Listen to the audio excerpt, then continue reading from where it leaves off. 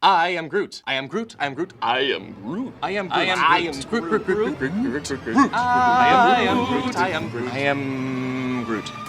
Thank you. Thank you. I am a professional impressionist, and that was my impression of you guys, the internet, since August. Actually, since way before August. Since July 2012, when Marvel announced a movie based on a comic book no one had ever heard of, and you immediately DeviantArted up the cutest, Grootest drawings you could like a bunch of crazy people. And once we all grokked Groot on screen, you made everything from a Groot soundboard Yo soy Groot. to archive of our own yarns in Groot's prose style, to a button that Grootifies every webpage ever. You're all obsessed with a tree speaking in Dominic Toretto's voice. And you know what? You should be. Groot is the best newish hero to come along in years, and he's as valid as any other hero who's ever existed, or not existed, because science says tons of your heroes are fictional. When Professors Simon Allison and George Goethals did a study asking people who their heroes are, 95% of respondents said they had multiple heroes, at an average of 5 heroes per person. That means you can have the brain space to be inspired by your parents, and your favorite president, and your favorite fictional character. And Groot is better than all those heroes because he's more novel. He is a unique and special flower in a sea of summer movie Han Solos. 3 of those Han Solos are in Groot's own movie, and the other characters' personalities are secondhand too. Now, the whole living tree thing is just an ent. But Groot is so much more. He's a cosmic warrior, a friend of nature. He's inarticulate, self-sacrificing, resurrecting. He's like R2-D2 plus Jesus plus weirder. And that weirdness is the secret of us liking him. To be a hero, you have to learn to be a deviant, because you're always going against the conformity of the group. That's psychologist Philip Zimbardo, who conducted the Stanford Prison Experiment, and his test subjects had to deviate from the norm to be heroes. So has Groot. And Groot's weirdness also speaks to us as comics fans, because we get weirdness. When you watch Guardians of the Galaxy, you're supposed to identify the most with Star-Lord. He's a pop culture fan like you, a goofball like you, a human on a science fiction adventure. He's basically a Marvel movie geek in a Marvel movie. But Star-Lord's also heroing through a movie that's made $500 million, and he heroes around looking like that. Star-Lord in Guardians represents Marvel Comics and its movie extension right now. Mainstream, successful, sexy. But if you're someone who grew up years ago as a hardcore fan of the X-Men or the Avengers or Uatu Help You, the Guardians of the Galaxy, did you feel like the captain of a starship? Or a football team? Or like someone who could go talk to that attractive classmate?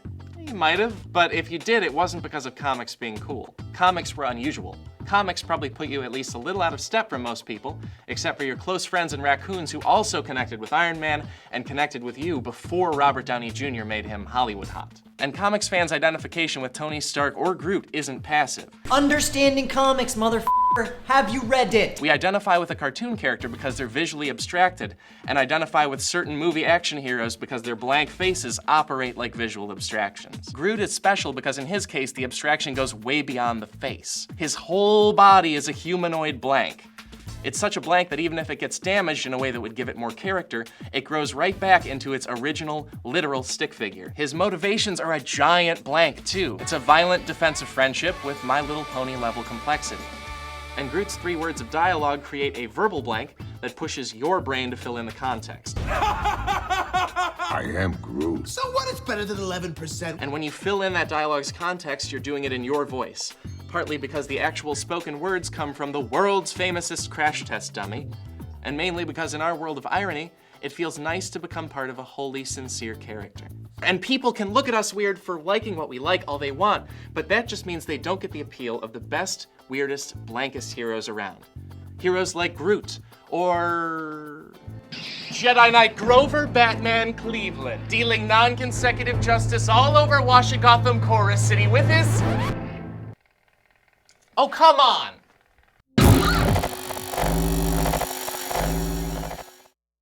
And then he's supposed to fly off into, there's like a bat signal with the mustache and with it, and then Yoda speaks to him in his head, and he like knows he has to save the Galactic Commissioner, and he's like big, but he uses the fat to his advantage, and it's really sculpted. You know what I mean? But his midichlorians can flow within his stomach. There's like a lot of room for them. It's biology. It's like kind of a Lucas thing, but it's like the good part of it. It's the part that's not shitty from the prequels. It's really exciting when you see him in action.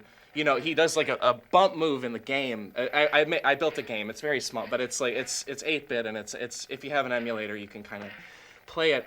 I just really want this to work is the big thing. Roll sound.